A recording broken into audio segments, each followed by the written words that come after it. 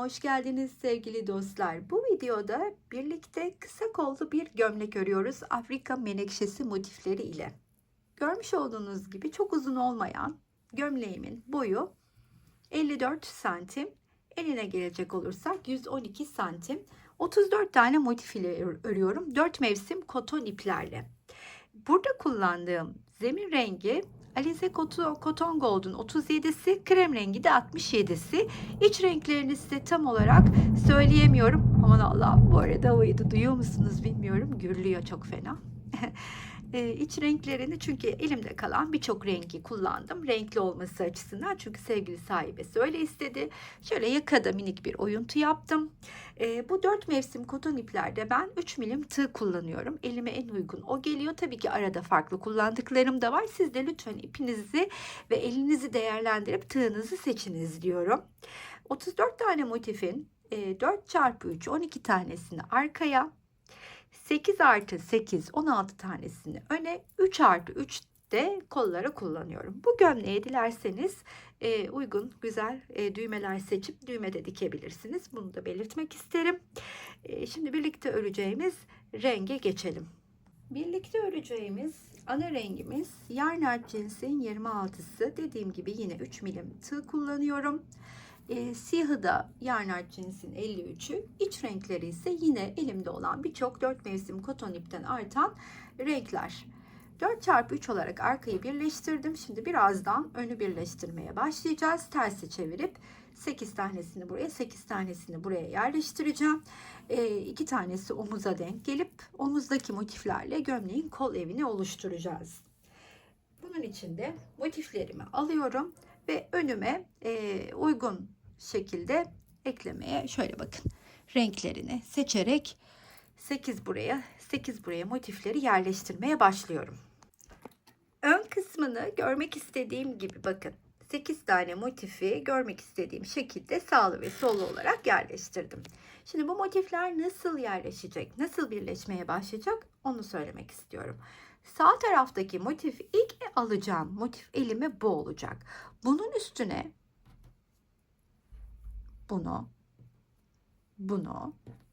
bunu ekleyeceğim sırasıyla. Daha sonra bunu ve bunu ekleyerek verdiğim formu oluşturacağım. Beni takip ederseniz ekleme şekliyle. Buraya geldiğimde ise ilk bunu alacağım. Sonra bunu derken bunu aslında bu da bizim nasıl birleşmeye başlayacağımızı da göstermiş oldu. Ön kapak topladım. Bu benim sağ parçam, bu benim sol parçam. Şimdi sağ parçayı birleştirip yerine ekleyelim. Sonra sola da birlikte geçelim. İlmeğimi çıkardım. Şimdi ilk motifimi alıyorum. Burada dizdiğim için üst üste sırayı karıştırmayacağım. Hemen köşesine geliyorum. Battım. Bir tane sık iğne ördüm. Hemen yanına bir sık iğne daha örüyorum. Daha sonra 2 tane sık iğneyi köşeye ördükten sonra ikili trabzanlarımın tepesine sık iğnelerimi örmeye devam ediyorum.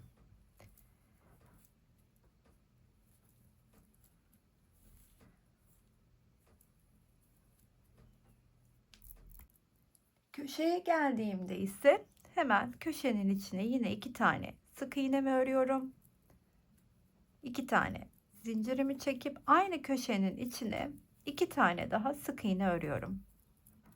Daha sonra trabzanlarımın tepesine sık iğnelerimi örmeye bu kenarın sonuna kadar devam ediyorum. Bu kenarı da tamamladıktan sonra köşeye gelip 2 sık iğne örüyorum. 2 de zincir çekip üst üste dizdiğimde sıradaki motifimi alıyorum. Şimdi dikey bir birleşme yapıyorum. İlk olarak 4 tane motifi uzunlamasına birleştiriyorum. Aldım, yan yana koydum. Yeni motifimin köşesine 2 tane sık iğnemi ördüm. Bir tane de ilk trabzanın tepesini örüp tersini çevirip buradan 1 2 3.'yü saydım ve ilmeğimi içinden çıkarttım. Tekrardan trabzanların tepesine 3 tane ikili trabzan ördüm. Buradan yine 1 2 3'ü saydım. İçinden ilmeğimi çıkarttım. Bu mantıkla sonuna kadar devam ediyorum.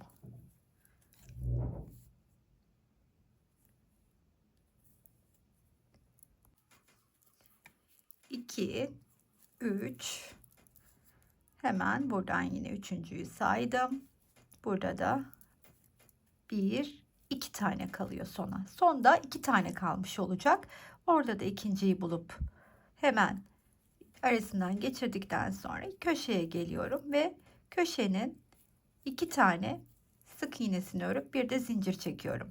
Buradaki 2 zincir çekmiş olduğum yere batıp ilmeğimi arasından çıkartıp bir zincir çekiyorum. Buradaki boşluğa geliyorum. 2 sık iğnemi örüp trabzanlarımın tepesine sık iğnelerimi örmeye devam ediyorum. İşte bu şekilde 4 tane motifi ekleyeceğiz. Ne yapacağım? Bunu ekledim bunun üstüne. Bunu böyle dolaşıp buraya kadar geleceğim. Bunu bunun üstüne nasıl ekledimse buraya da yeni motifimizi ekleyeceğim. İkinci motifi eklemiş oldum böylelikle. Şimdi hemen üçü de yanına birlikte alalım istedim. Üstüne eklemeye. Şimdi yine aynı şekilde yanına alıyorum. Aynı aslında bunu bunun üstüne eklediğim gibi yine de birlikte başlayalım istedim. Bakın. Üçüncü trabzanın tepesini örüp sayıyorum buradan. 1 2 3. Tekrardan dönüp 3 tane sık iğnemi örüyorum. Ve sayıyorum. 1 2 3.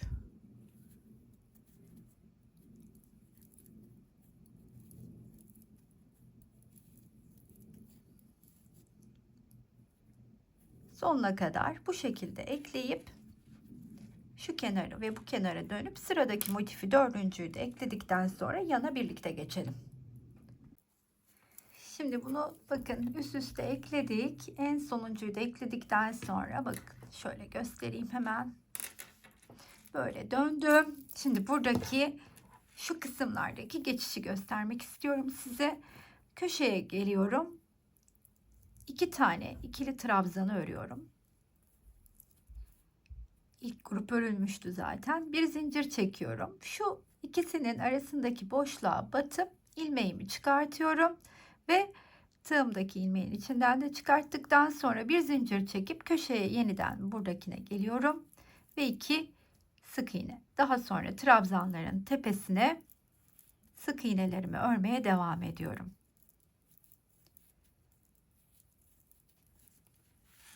Buraya kadar gelelim. Bu kenara kadar da örerek geldim. Şimdi artık yine yanına dikey bir 4 motifi eklemede sıra.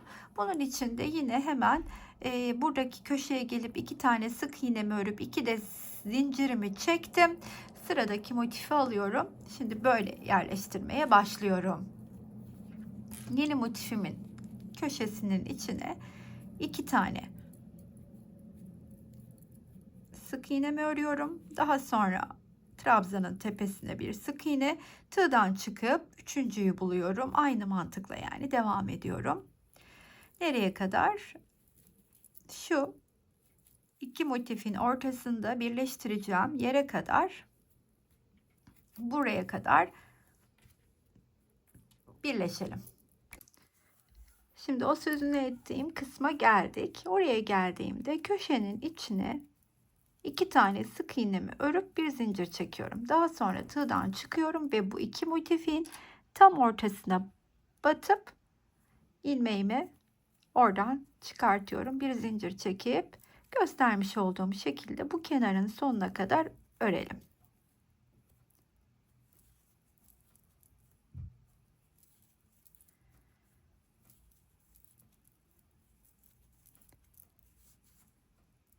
Kenarın sonuna geldiğimde sıradaki motifimi buraya eklemek için alıyorum. Şimdi burada artık bu ve bu kenarı birleştirip o şekilde devam edeceğiz. Yukarıya doğru. Şimdi aldım. Hemen mantığımız hep aynı. Köşenin içine 2 tane sık iğne, bir tane trabzanın tepesine bir sık iğne, sonra döndürüp hemen ilmeği içinden çıkartıyoruz.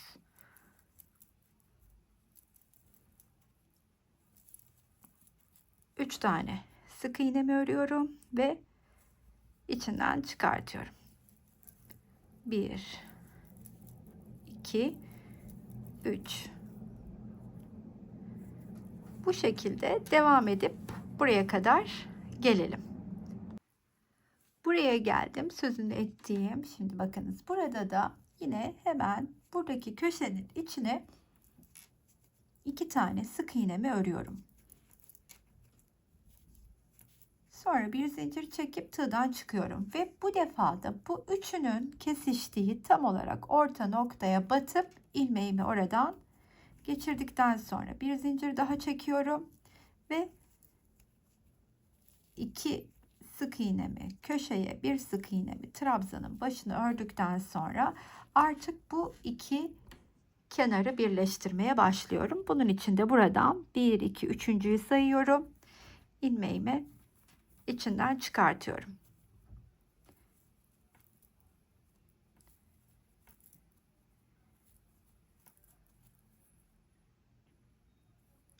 Şimdi burada göstermek isterim ki bunu buraya ekledikten sonra artık aynı bunu buraya yerleştirdiğim gibi buraya sıradaki motifimi alacağım. Daha sonra da buraya ve bu işlemi bir tarafını bitirip yerine eklemeye hazır olacağız. Buraya kadar gelip bu köşede buluşalım. Bu sırayı da dikey olarak birleştirdim. Şimdi bakın bu kenarım açıkta kaldı. Bir de üst kenarım açıkta kaldı. Ne yapacağım? Bunu büyük arka parçasına buraya kadar geleceğim. Şuraya kadar birleştireceğim.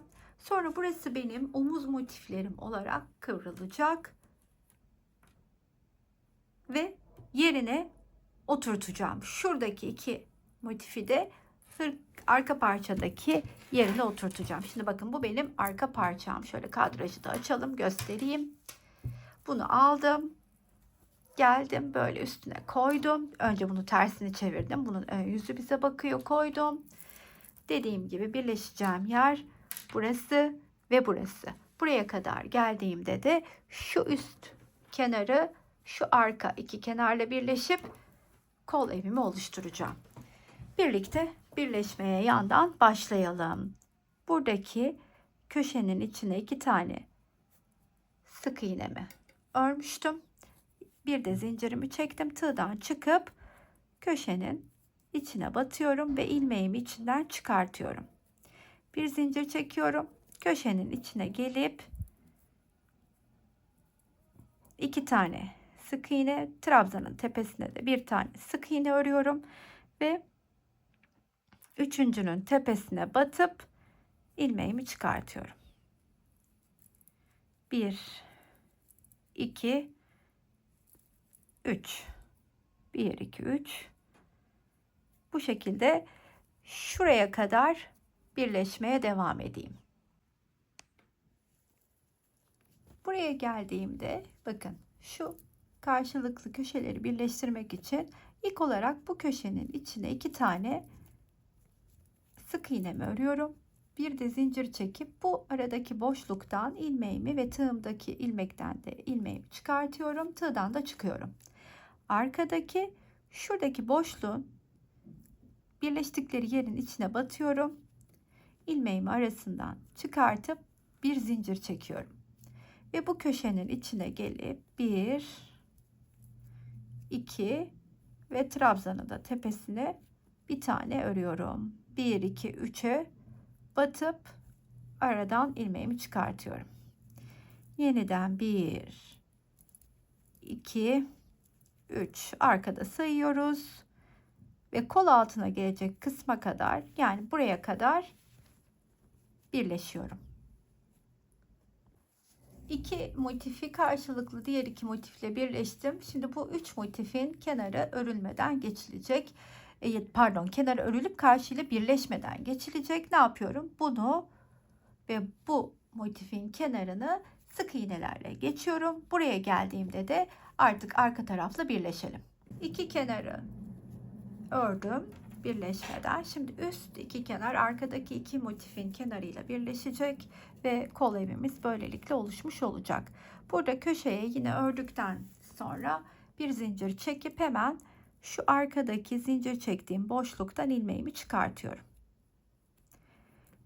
Bir zincir çekiyorum ve hemen bu boşluğun içine gelip 2 tane sık iğne, bir tane de trabzanın tepesine sık iğnemi örüyorum ve buradan sayıp yine karşılıklı aynı göstermiş olduğum mantıkla birleştiriyorum.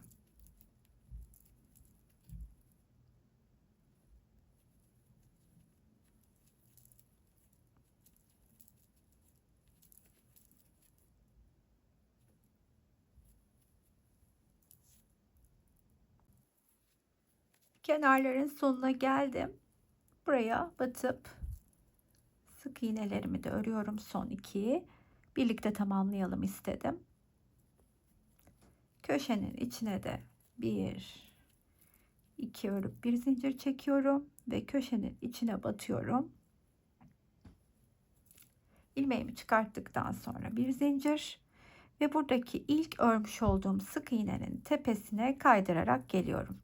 Daha sonra güzelce kilitleyip ipimi keseceğim.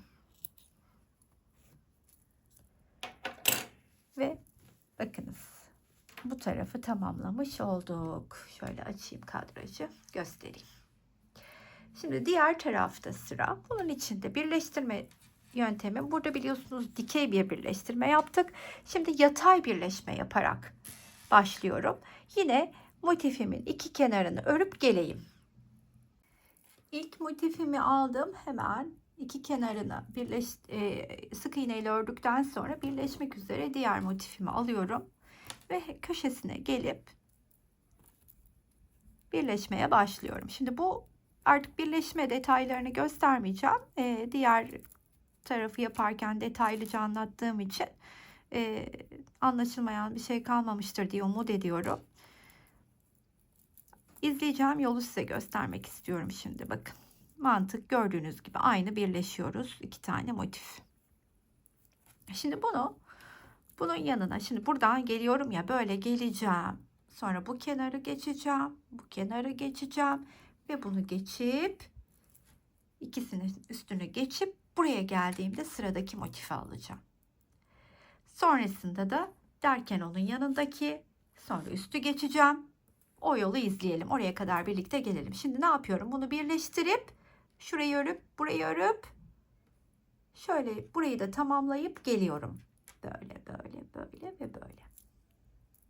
Bu şekilde iki motifi ekledim. Sıradaki motifimi alıp hemen üstüne eklemeye başlıyorum. Bunu buraya ekleyeceğim şimdi. Bu motifi de buraya ekledim. Sırada bu var. Şimdi bunu da yine buradan başlayıp hemen iki kenarını, şuradan önce bu iki kenar, sonra bu iki kenarı birleştireceğim ve buradan dönüp buraya geldim. Buraya geleceğim. Dönüp diğer iki motife geçeceğim. Şimdi başladığım noktayı tam olarak göstermek istiyorum. Hep aynı mantıkla ilerliyoruz. Birleştirme tekniğimiz aynı devam ediyor. Bakın. Şimdi yerine oturtup devam etme şeklimi göstereceğim size.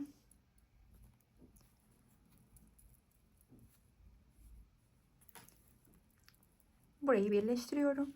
Burayı birleştiriyorum. Daha sonra bu kenarı geçip buraya kadar örüp sıradaki diğer iki motife geçelim. İki motifi daha eklemiş olduk böylelikle. Şimdi sırada motifi alıyorum. Aynı şekilde bunun da bu kenarını, daha sonra bir motif daha, hop dönüyorum üstüne. Tekrar bir motif, diğer motif. Sadece bir kenarına dönüp üstünü diğer parçayla, büyük parçayla birleşmek için ayırıyorum. Öyleyse en üst kenara kadar birleşip geleyim. Dediğim yere kadar birleşip, bu da yatay birleşme diyorum, yaparak geldim. Şimdi hemen bu parçayı alıyorum. Sırada nasıl? Buradan bunu birleştireceğim. Bu bizim hemen omuz motifimiz olacak. Daha sonra burayı ve burayı birleşmeden örerek geçeceğim. Şuraya geldiğimde kol altına geldiğimde birleşmeyi yapıp buraya geldiğimde ise yan tarafı da tamamlamış olacağım. Böylelikle de artık etrafını örmeye geçebiliriz. Şimdi buradan ilk olarak birlikte başlayalım. Ne yapıyorum? Bu birleştikleri köşeyi alıp tam orta noktasına batıyorum ve buradaki ilmeğimi içinden geçiriyorum. Hemen üst iki motifi birleştirmeye başlayalım. Dediğim sırayla da devam edip bu parçayı da yerine yerleştirmiş olalım.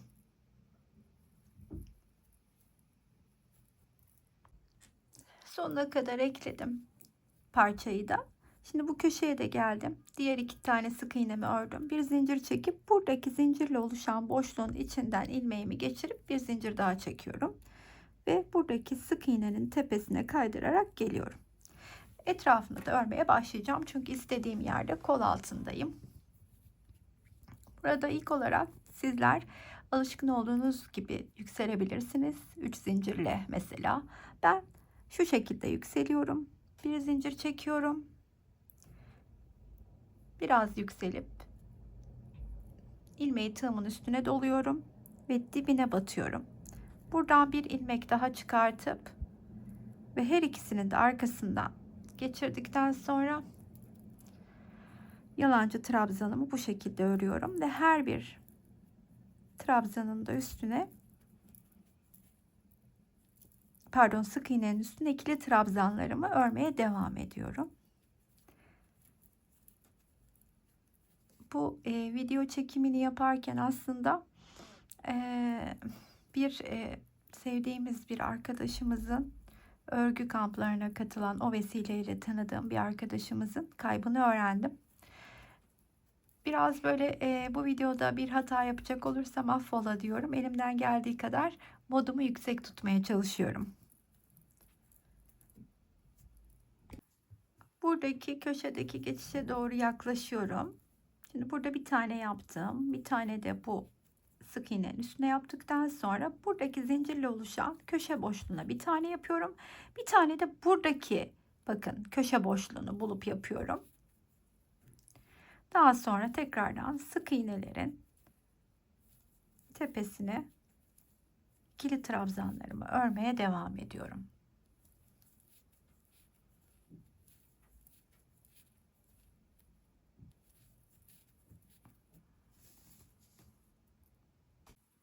Köşeye doğru yaklaştığımda yine burada her bir sık iğnenin tepesini örerek ilerliyorum. Ve köşeye geldiğimde iki zincirimin olduğu yere önce iki tane ikili trabzan, sonra iki zincir, tekrar aynı köşe boşluğunun içine iki tane ikili trabzanımı örüyorum. Daha sonra ensedeki kısma kadar hiçbir fark olmaksızın ikili trabzanlarımı örmeye devam ediyorum.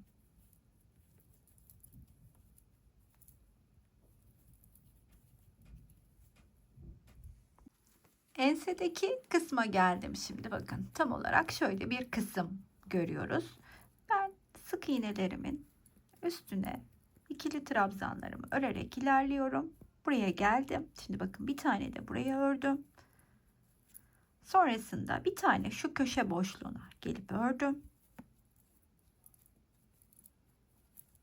Tam olarak şu orta noktaya bir tane örüyorum.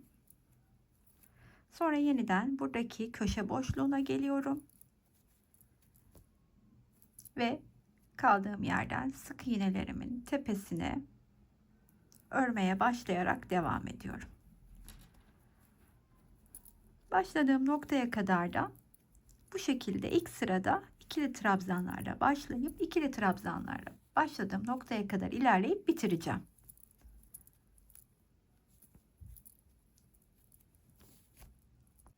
Bir üst sıraya birlikte şimdi çıkıyoruz. Yine bir üst sırada da trabzanlı sırayla başlıyorum. İkili trabzan. Ancak bu sırada bir farklılık var ki onu şimdi size göstereceğim. İlk olarak birlikte bir yukarı çıkalım. Siz tabii ki zincirle de yükselebilirsiniz. Bunu hatırlatayım. Ve alttaki trabzanların tepesine ikili trabzanlarımı örmeye başlıyorum. Aynı şekilde ilerleyip köşeye geldiğimde de burada yaptığımın aynısını yapacağım. Köşenin içine 2 tane ikili trabzan, 2 zincir, 2 tane ikili trabzan ördükten sonra köşeden yukarı doğru ilerleyeceğim. Yukarı doğru ilerlediğimde ise şöyle hemen bu tarafı ben kendim yaptım. Şimdi bunları çıkartıp bu tarafı da sizle birlikte ayıracağım. Şimdi burada ayıracağım noktalar gördüğünüz gibi şu omuz motifine gelen şu motifin hemen bakın önüme alıyorum. Şu kısmını bu motife gelmeden evvel şu kısımda boşluğa yapmış olduğum bir trabzan vardı. Onun üstüne takıyorum. Daha sonra bunun üstüne 13. trabzanı bulacağım. Sayacağım. 1, 2, 3, 4, 5, 6, 7, 8, 9, 10, 11, 12 ve 13'ü buldum. Buraya da yine ilmek belirleyicimi takıyorum. Aynı mantıkla burada da yaptım. Karşılıklı yapıyoruz. Mantık aynı. Şimdi buradan trabzanlarla başladım. Bu kenarı ördüm, bu köşeyi geçtim, ilerledim. Buraya geldiğimde bu iki ayırdığım yerin arasındaki trabzanların tepesine çakma sık iğne ya da bir başka deyişle yarım trabzan öreceğim. Daha sonra şu beyazla şu pembenin arasında kalan kısmı ise sık iğneler öreceğim. Her bir ikili trabzanın üstüne sık iğne öreceğim. Pembe ile sarının arasına ise yeniden çakma sık iğne, yarım trabzan örüp sarıdan itibaren tekrar ikili trabzanlarımı başladığım noktaya kadar örmeye başlayacağım. Şimdi bunu bir ön bilgi olarak vereyim. Daha sonra oraya geldiğimde hep birlikte nasıl bir geçiş yaptığımı da görelim. Bunu neden yapıyoruz? Ensede bir yığılma görüntüsünü, oradaki rahatsız edici görüntüyü biraz olsun rahatlatabilmek adına çalışıyorum. Buraya doğru geldiğimde şimdi buraya kadarki trabzanların üstüne hep ikili trabzan örerek ilerliyorum. Artık ilmek belirleyicimi taktığım yerden itibaren battığım noktalara şimdi buradan tam olarak şuraya kadar olan kısma çakma sık iğnelerimi örmeye başlıyorum. Yani bu ne demek? Tığın üstüne ip alıyorum, batıyorum, hepsini bir örüyorum.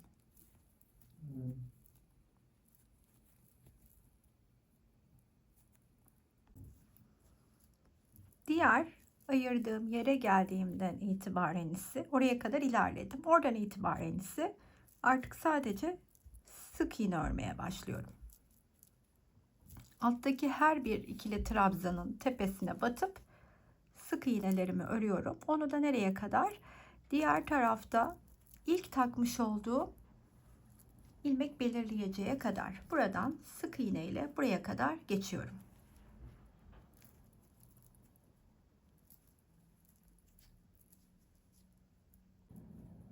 Buraya kadar yaklaşırken hep iki renk arasında üstte sık iğne ile ilerledim. Pembenin bulunduğu yere de sık iğnemi ördükten sonra artık onun yanından itibaren trabzanların içine, üstüne daha doğrusu çakma sık iğnelerimi örmeye başladım. Burada ayırdığım yerin üstüne kadar. Onun da içine batıp çakma sık iğnemi ördükten sonra yeniden artık ikili trabzanlarımı örmeye başlıyorum yandaki trabzanın tepesine.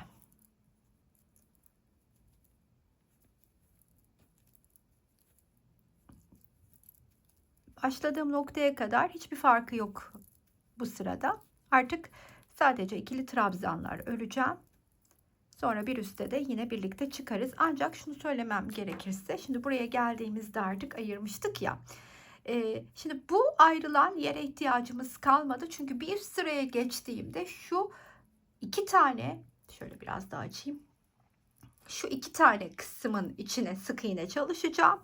Yani bunu buradan çıkartıyorum. Bu kısma ihtiyacım kalmadı. Sadece uzun alanı tutuyorum şu anda. Bu sıranın sonuna yaklaştım. Üstte birlikte çıkalım istedim. Şimdi ilk örmüş olduğum trabzanın tepesine kaydırarak geliyorum ve hemen bir zincir çekip yükseliyorum. Üstüne aldım. Dibine de batıp yalancı trabzanımı ördüm ve ikili trabzanlarımı örmeye başladım yeniden. Şimdi bu ikili trabzanlarımı bu defa biraz evvel göstermiş olduğum gibi iki tane ilmek belirleyiciyi çıkartıp iki tanesini bırakmıştım. Şimdi yukarı doğru gidelim. Bakın şu ve şunun arasındaki şu enseye gelen boşluğa kadar ikili trabzanlarımı örmeye devam ediyorum. Köşedeki yapacağım işlem yine aynı. Burada bir alt sırada yaptığım gibi iki tane ikili trabzan, iki zincir, iki tane ikili trabzan. İlmek belirleyici ile ayırdığım yere kadar geldim. Şimdi burada bir tane yarım trabzan, yani çakma sık iğne örüyorum. Bir tane. Bu bir taneyi ördükten sonra hemen yanına sık iğnelerimi örmeye başlıyorum. Nereye kadar? Diğer ilmek belirleyicinin olduğu yere kadar. Buraya kadar birlikte örelim sık iğnelerimizi. Sık iğnelerimi örmeye devam ederken ayırdığım kısmın sonuna geldim. Şimdi onun tepesine bakın, şimdi sık iğnelerimi tamamladım. Tığın üstüne ip alıp ikili trabzana geçmeden evvel bir çakma sık iğne örüyorum. Ondan sonra trabzanların tepesine yeniden ikili trabzanlar örmeye başlıyorum. Ta ki başladığım noktaya kadar. Daha sonra bir üst sıraya geçtiğimizde de yine biraz farklı öreceğim çevresini. Çünkü artık elini genişletmek istemiyorum. Bir tık daha formda tutmak istiyorum. Boyunu bir tık uzatmak istiyorum. Onu da göstereceğim. Bu da aslında bir alt bilgi olarak dursun. Başka parçalarda da kullanabilirsiniz. Bunlarla da işimiz kalmadı. Çünkü etek hariç çevresinde yapacağım işlem bütün olacak, aynı olacak. Etek hariç çevresinde. Öyleyse devam edeyim başladığım noktaya kadar.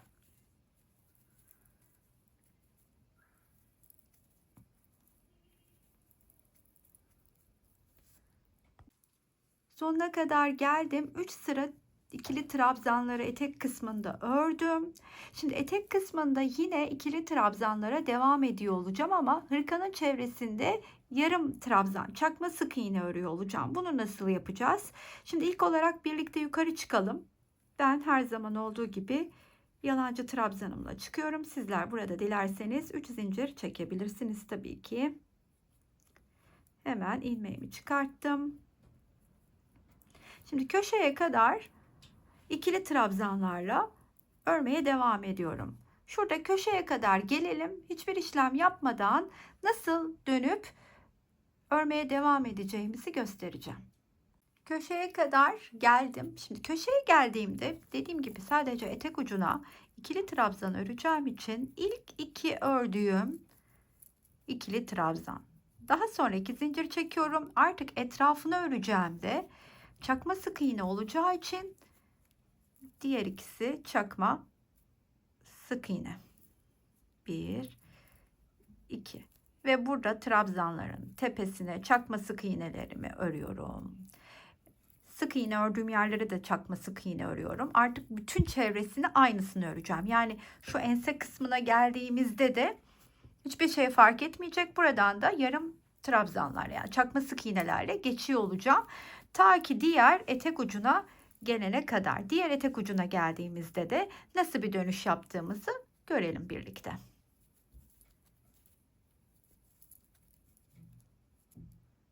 Bu kısımda şöyle bakın, etrafını örüp sık iğnelerle geldim. Şu anda yine etek kısmına geçiyorum. Etek kısmına geçişi nasıl yapıyorum? Yine şimdi etrafından geliyorum yarım trabzanlarla.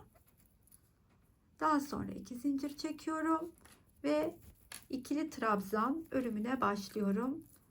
Nereye kadar?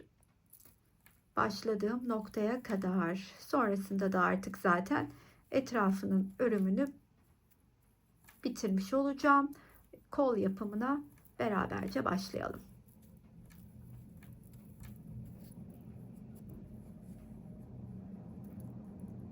Etrafını tamamladıktan sonra ben kolunu da yerine yerleştirdim. Şimdi diğer kolu da beraberce yerine yerleştirelim istiyorum. Bunun için 3 tane motifi şu şekilde hazırladım. Ucuca ekledim. Şimdi kol evine yerleştireceğim. Kol evini önüme alıyorum. Hemen şöyle ve kol parçasını da alıyorum. Şimdi bunu buradan itibaren şöyle hemen yaklaşalım. Şuradan başlayacağım. Bunu bununla, bunu bununla, bunu da arkadakiyle birleştirip buraya geri geleceğim. Nasıl başlıyoruz? Şöyle bir göstereyim hemen. Burada 2 tane sık iğnemi, pardon, evet 2 sık iğnemi örüp bir de zincirimi çekmiştim. Kol altındaki şu kısımdaki boşluğa batıyorum ve ilmeğimi buradan geçiriyorum. Daha sonra bir zincir çekiyorum ve hemen aynı köşe boşluğunun içine 2 sık iğnemi örüp bir tane de trabzanın tepesini örüyorum. Tığdan çıkıyorum. Buradan sayıyorum yine. 1, 2, 3.'yü buluyorum. İçinden çıkartıyorum. Aynı birleştirme tekniğimizi burada da uygulamaya devam ediyorum. Hiçbir farkı yok. Başladığım noktaya kadar bu parçayı kol evine yerleştirelim.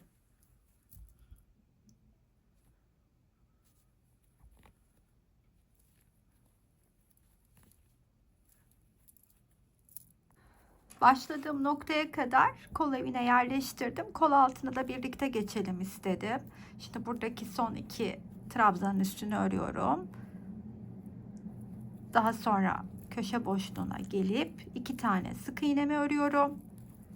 Bir tane zincir çekiyorum ve hemen buradaki birleştikleri ortak yere batıp ilmeğimi içinden geçiriyorum. Bir de zinciri çekip tekrardan bu köşenin içine geliyorum. Ve 2 tane sık iğnemi örüp trabzanın tepesine bir sık iğne daha örerek bu kolun yan tarafını birleştirmeye başlıyorum. Ne yapıyorum? Hemen buradan 1, 2, 3'ü saydım. Arkasına battım. İlmeğimi içinden çıkartıyorum. Daha sonra yeniden 1, 2, 3, 1, 2, 3, buraya kadar birleşmeye devam ediyorum. Kol ağzına doğru yaklaştığımda tam olarak şimdi yine buradaki 2 tane trabzanın tepesine 2 sık iğnemi ördüm. Buradan yine ikinciye battım ve köşenin içine 2 tane iki tane sık iğnemi örüyorum ve hemen bir zincirimi çekip şuradaki boşluğun içinden ilmeğimi çıkartıyorum ve bir zincir çekip burada ilk örmüş olduğum sık iğnenin tepesine kaydırarak geliyorum ve bulunduğum noktaya siz burada tabii ki kendi alışık olduğunuz yöntemle yükselebilirsiniz. Ben tığımın üstüne ipimi alıp hemen dibine batarak ilk trabzanımı örüyorum. Daha sonra sırasıyla tüm sık iğnelerin tepesine bir adet ikili trabzan örerek başladığım noktaya kadar ilerliyorum. Her sık iğnenin üstüne bir ikili trabzan. Şöyle diğer kolda gösterecek olursam size yapmış olduğumuz işlemi 3 tane sıra ikili trabzan, bir sıra çakma sık iğne sırası olacak. Bir üstte de birlikte çıkarız.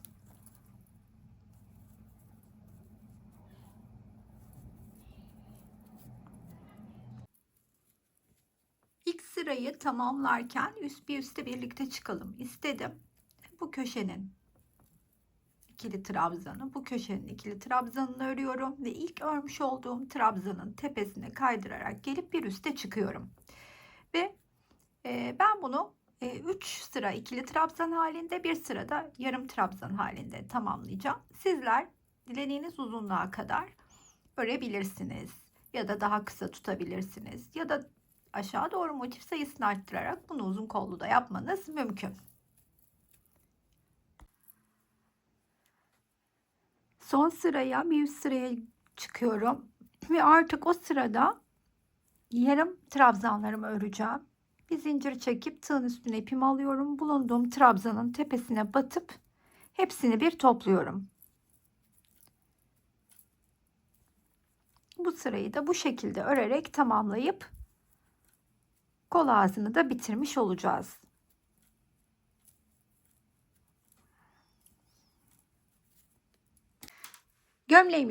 Gömlek hırkamızı bitirdim. Oldukça sevdiğim bir parça olmuş oldu. Umarım sizlerin de hoşuna gitmiştir. Bedeni dediğim gibi 42 bedene kadar uyumlu.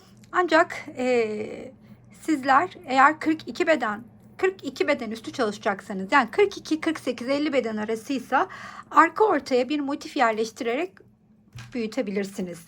Benim sık iğneli birleştirme yaptığım yeri yarım trabzan ya da ikili trabzanla birleştirebilirsiniz. 50 beden üstü büyütecek hanımlar hemen kol altına bir tane motif yerleştirebilir. Bunlar bu parçayı çok rahatlıkla büyütecektir. Umarım hoşunuza da gitmiştir dediğim gibi. Benim çok hoşuma gitti zira. Toplamda zemin için Yarnart cinsin kırmızısından bu 3. paket, ama şu kadarcık bir şey kullandım diyebilirim. Yani 2 paket gibi gitti. Çok az ondan kullandım. Siyahtan 3 adet kullandım. Ara renklerinden de zaten elimde olan açık ipleri kullandım. Siz de elinizdeki ipleri değerlendirebilirsiniz bu parçada. Umarım sevmişsinizdir. Bir kalbinizi esirgemezsiniz. Yorum ve beğenileri, bir de aboneliği unutmazsanız beni çok mutlu edersiniz. Buraya kadar izleyen herkese çok teşekkür ediyorum. Sıradaki videolarda görüşmek üzere. Hoşça kalın arkadaşlar.